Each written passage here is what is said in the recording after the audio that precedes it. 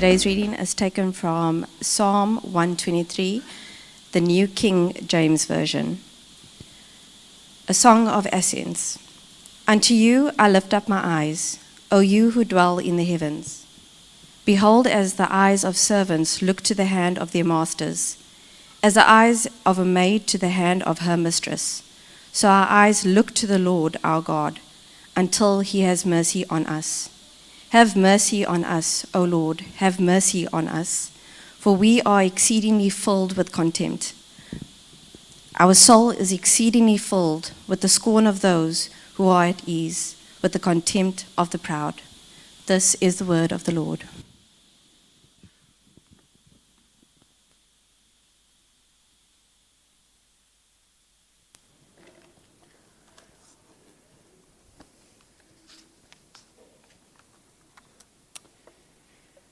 Maybe you know what it's like for your life to collapse, to lose your job, to lose your home, to lose your marriage, to watch a child turn to drugs, to face a suicide in your family, to fight a debilitating illness, or maybe worse, mental illness, to battle with shame and with helplessness and the judgment of others. And as the smoke and ash from the ruination of your dreams seems to grip your constricting chest and burn your eyes so that you can hardly see one handbreadth into your future, and you struggle minute by minute across the desolate landscape of your life, and the strain and trauma of feeling that you have lost everything leaves you haggard and grey, bereft of laughter and joy, a hollow shadow of what you once were. And from the sideline of your life come voices of judgment, voices of scorn, voices of people who have never endured what you are enduring, and you cannot imagine the pain that you are facing, or conceive of the hazy confusion of your mind. People whose circumstances are simple, whose homes and whose jobs and whose marriages are stable, whose lives are at ease. Maybe it's those very people who have been the cause of your suffering. Maybe it's an ex-husband who left you for a younger woman, a colleague or a manager who felt threatened by you and so found a way to get rid of you, leaving you unemployed, struggling financially, depressed, your career in tatters. Maybe it's people who talked about you behind your back in ways that damaged your reputation or your credibility or relationships that you cared about. Maybe it was an act of violence against you or your family. Maybe because you are older, because you are foreign, because you are poor, because you are homeless, or in some other way you are vulnerable. And as one crisis kind of crashed into the next, and your life began to implode, it was these very people who smugly gave you advice and told you what you should have done, and how you should have been different, and how you should have thought differently. But it was their actions and their words and the abuse of their power over you that left you where you had landed up. Do you know that kind of pain? I do. So do thousands of homeless people that we work with at U-Turn, who have been trapped and disabled by trauma that has left them unable to move forward.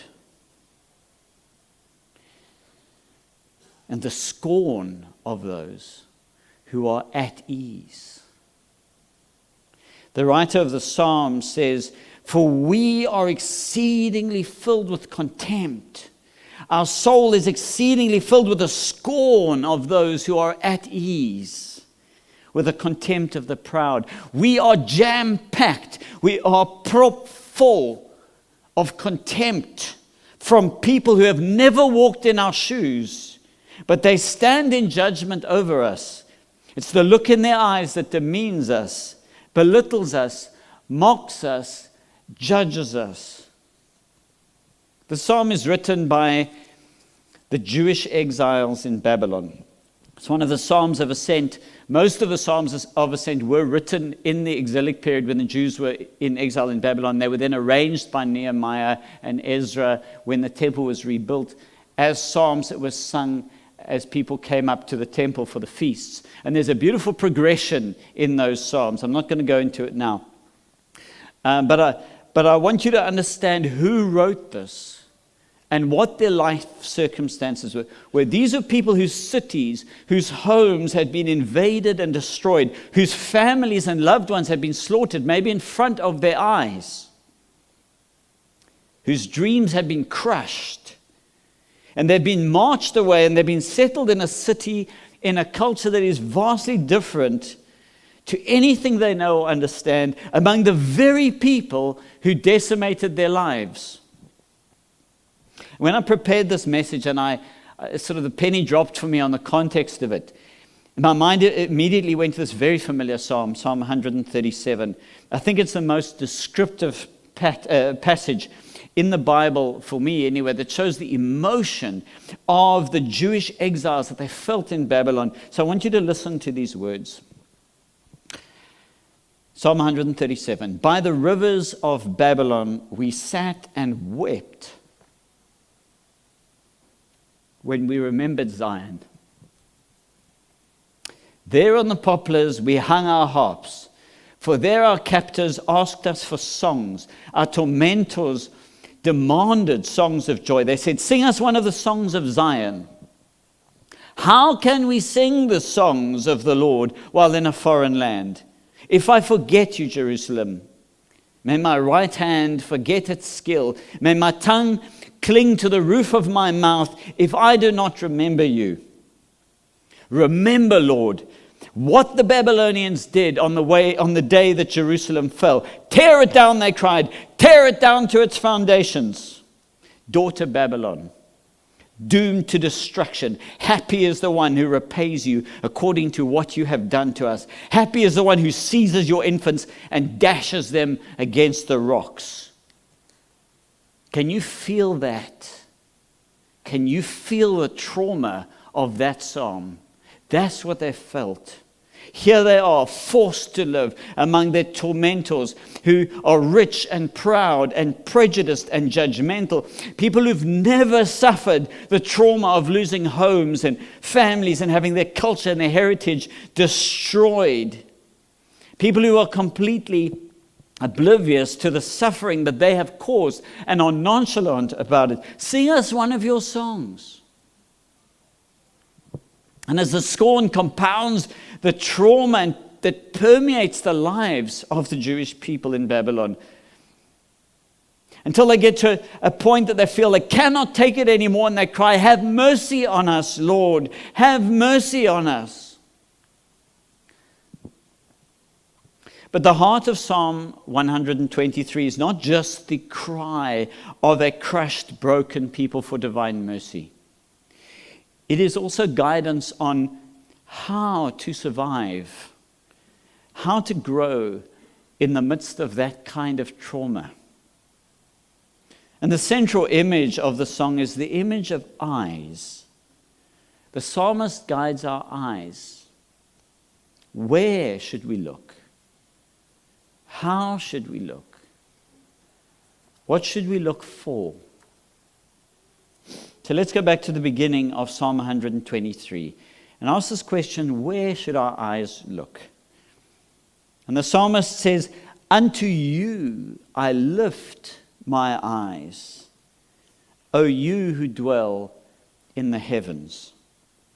When we are living through trauma, there are so many places that we will tend to focus our attention. We will naturally look on the inside. We will focus in on these feelings of anxiety and loss, of anger and bitterness, perhaps of fear and of loneliness. Emotions that rage inside us and tear us up. Self-pity is an amazing self-soother. Makes us feel better. It enables us to take no responsibility for ourselves. No action to change anything. And it releases in us hormones that actually make us feel better. But it creates neural pathways and patterns of thinking. And the hormones that it releases into our brain become addictive. And the addiction and the ways of thinking begin to eat us up on the inside like a cancer. Yes, we will naturally focus on the inside of ourselves.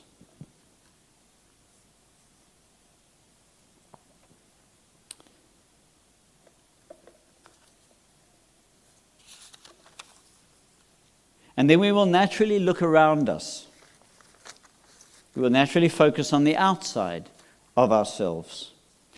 We will naturally blame the circumstances and the people who have made our lives miserable. Or even the people whose lives seem to be better than ours and easier than ours.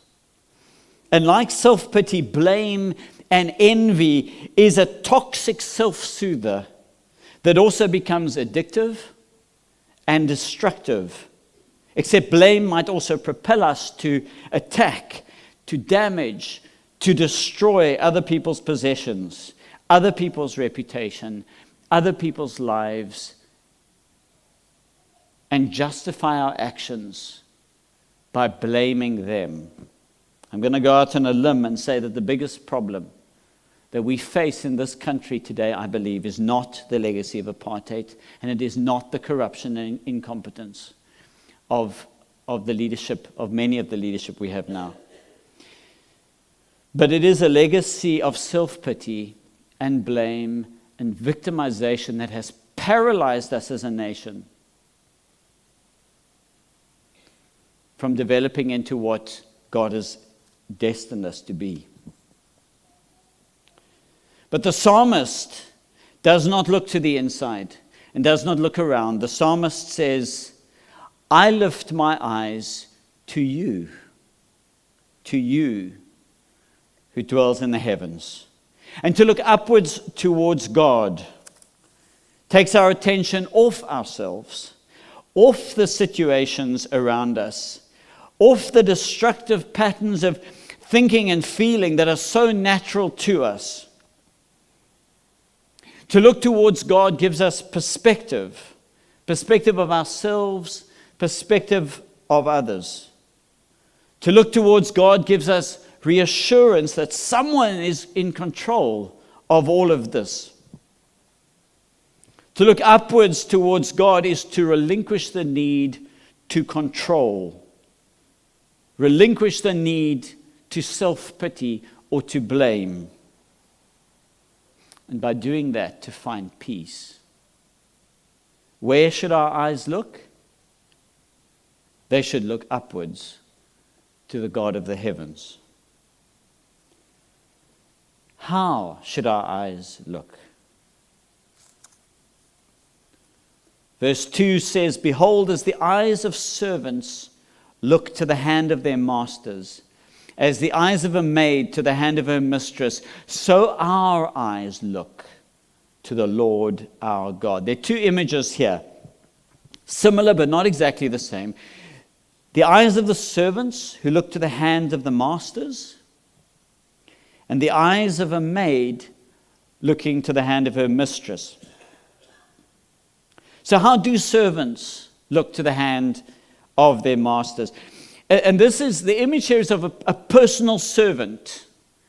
In 16th century England, if you're kind of familiar with Downton Abbey or that kind of picture, this is a valet, or what might have later been called a manservant, a personal servant. So I can imagine the master eating at the table, and the servant stands just behind him, perhaps slightly to the right, watching his every move. And as he starts to move towards the basket of bread, the servant is there before him and picks it up and moves it towards him for his convenience. As he glances towards his goblet, the servant knows to fill it with wine. Every motion is watched and studied with absolute attentiveness. As the servant waits on him hand and foot, he knows the meaning of every tiny gesture, reads his body language, whether to open or close the window, or adjust his cushions, or clear away his plate, or make space for him. Whatever is for the master's comfort or for the master's will, it's done before he even asks. There is no one who knows the master like that servant. And then the image is reiterated, but slightly differently. It's a maid looking to the hand of her mistress. Once again, it's a personal servant. In that era, it would have been a lady's maid. And like her male counterpart, she understands every move of her mistress, and she responds to every gesture. She helps her dress, and she can tell from her mood and her body language what dress she'll wear today. She does her hair, and she can tell and makes her comfortable. There is no one who studies her needs and her desires like that servant does. To me, this feminine image is slightly softer. It's more intimate, perhaps, than the masculine image. It's one of a handful of times in biblical poetry that we find God pictured in both genders in a kind of synonymous parallelism. So you have here the masculine image of God, followed by a feminine image of God. There's another one I thought I'd read you. I love this. Job 38. And God asks Job in verse 28, who is the father of the rain, who begets the drops of dew? And then he shifts. From whose womb comes the ice? Who gives birth to the frost of the heavens? Every time I notice this sort of parallelism or other feminine imagery used for God in scriptures, I'm struck by the beauty of it. God, who is neither male nor female, yet embodies in himself the fullness of both male and female. And we who are created in his image, male and female, he created us in his image. But each of us only display in a partial way the fullness of God's being. And in this case, in this Psalm 123, God is pictured as both a master and a mistress, both, I suppose, the strong, decisive one and the gracious, beautiful one. And I think all of us can find ourselves somehow in the counterpoint images of manservant and maidservant, and the intimacy and yet the respect and the service with this person, God, who we serve. So where are our eyes to look? Our eyes are to look to God who dwells in the heavens. And how are our eyes to look at him? As the eyes of a servant look to the hand of their masters, as the eyes of a maid to the hand of her mistress, with unwavering attentiveness, with absolute devotion, poised to obey without even a pause. So our eyes look to the Lord our God. In Hebrew, Ken Eneinu El Yahweh Eloheinu. So our eyes look to Yahweh, our God. Yahweh is the personal name of God. It's uttered only by those who have an intimate connection with him. When Hebrew people or Jewish people would read the Bible and the divine name Yahweh is there, they will substitute it with the word Adonai, which means Lord. And that's why in our English translations you'll see it written as Lord in small caps. I don't know if you've ever seen that. It means it is a translation of the divine name when it has small capitals in most translations. But in the original Hebrew text, this is the name of God, Yahweh. The God that we watch with piercing attentiveness, with unwavering devotion, poised to obey until He has mercy on us. Where are we to look? Our eyes are to look to the heavens, to the God of the heavens. Our eyes are to watch Him with intimate attentiveness. And what are our eyes to look for? We look for His mercy. Because our attentiveness to the God of the heavens is not just in obedience to Him, in adoring service of Him, but in utter dependence on Him.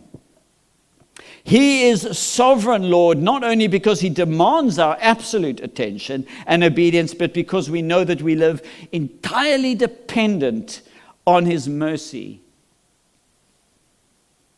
His mercy to change our traumatic situations, or to give us strength to endure them and to flourish in them and through them.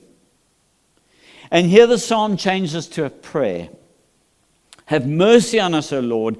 Have mercy on us, for we are exceedingly filled with contempt. Our soul is exceedingly filled with the scorn of those who are at ease, with the contempt of the proud. This cry, Lord have mercy, echoes through the words of the Old Testament and the New Testament. Of course, you may recognize it from the Anglican liturgy, from the penitents, from other parts. In fact, it's all over. In its most ancient form, it is Kyrie eleison. It is the most ancient piece of Christian liturgical worship. The words Kyrie eleison are used in the Latin Mass of the Catholic Church, but they are not Latin. They are Greek. They are ancient Koine Greek, because they come from the earliest times of the church. The cry, Lord have mercy, in the original language which the churches spoke. These words are still used in the German Lutheran Mass, in the divine liturgies of the Eastern Orthodox churches, in the Egyptian Coptic Church, as well as many Anglican and Methodist churches will still use those words, Kyrie eleison. They're used in slightly altered forms in the Syriac and Ethiopian Coptic churches too, and probably many, many other churches. They are a refrain that has echoed through generations of the church from the earliest times, from the Christians hiding in the catacombs and crying out in the fires of martyrdom, through times of favor and of plenty, to times of famine and hardship, in unity and in strife, when God's power seems to be abundant and when God seems to be silent. The church has cried out, Lord have mercy, Kyrie eleison. As much as the experience of suffering unites us in our humanity, these words have united the church, us as Christians, in our worship through all generations. So I want to end in reflection and in prayer with what is my favorite rendition of the Kyrie. It was a version that's composed actually by the patriarch of the Georgian Orthodox Church. And it's sung by 14-year-old Anastasia Gladilina with the Stratensky Monastery Choir. I want you to listen to these words, and as I pray, let them seep into your thoughts.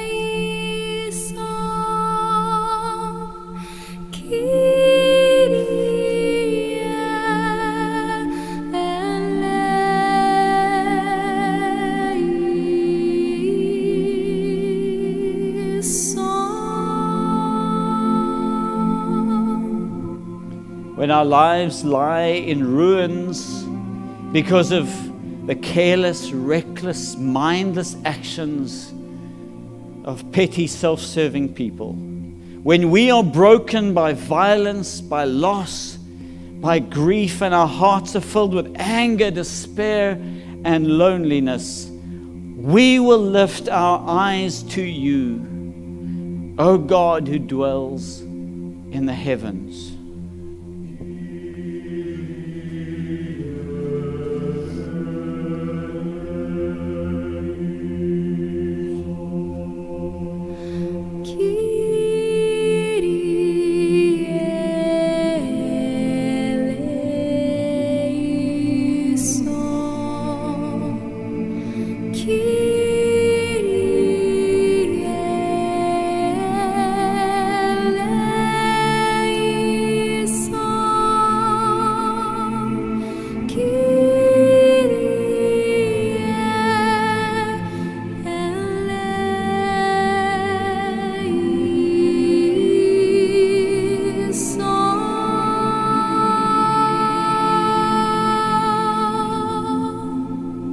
In the chaos of a world that is obsessed with deception, mad with lust and lies, where vulnerable people are manipulated and violated, where your laws are laughable and your servants are scorned, we will fix our eyes unswervingly on you, Yahweh, our God, until you have mercy on us and our world.